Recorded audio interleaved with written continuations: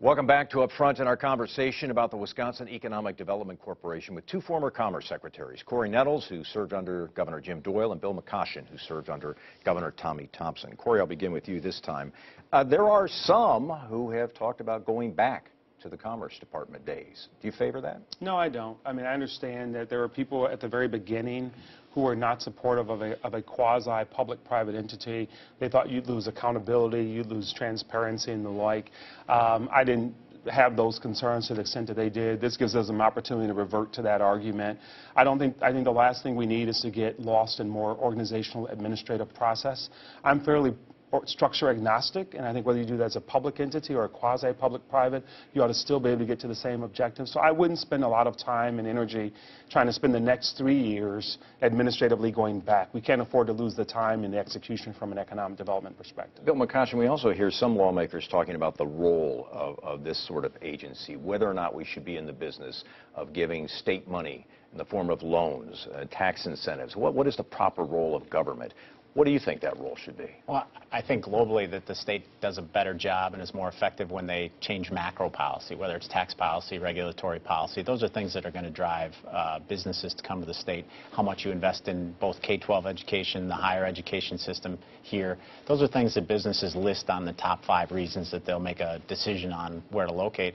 And as I've said before, and Cory's agreed, and state incentives become sort of the marginal factor. They're not the biggest factor that causes a business to do one thing versus the other. So there is a role for it. I think it has proven to be successful in many, many instances over the course of the last 20 years. And, unfortunately, the agency now has taken on sort of a bad rap, so we're missing the good news. For example, CNBC just last week listed us as one of the top 15 states in the country, or best states for business, which is our highest ranking ever.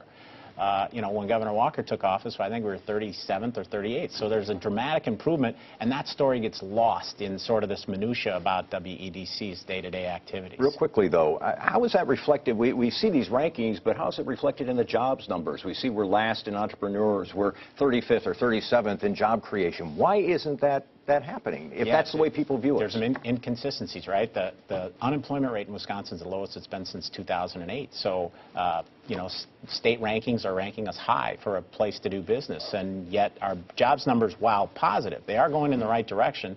They aren't going as fast as other states in the Midwest or the nation as a whole, and that's a troubling signal. And we got to figure that out. I mean, we're lagging. We're lagging nationally. We're lagging regionally. We lag our manufacturing peers, and we got to figure out what those issues are and address them. You're a business guy. What do you think is the problem? We got some real workforce challenges. We really have a baby boom demographic that's aging out of the workforce.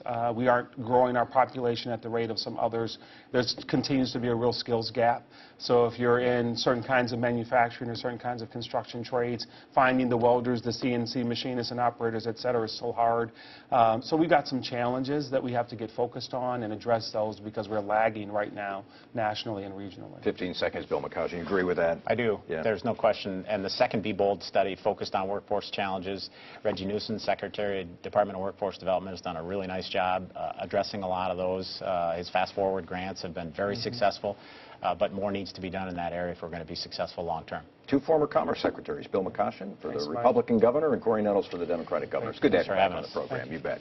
After weeks of impasse, state legislative leaders reached a deal on a new state budget last week. Lawmakers could vote on it early this week. You can keep up to the minute on all developments at the budget blog of our editorial partner, WisPolitics.com. Next, the arena vote and what happens if the Bucks were to leave Milwaukee.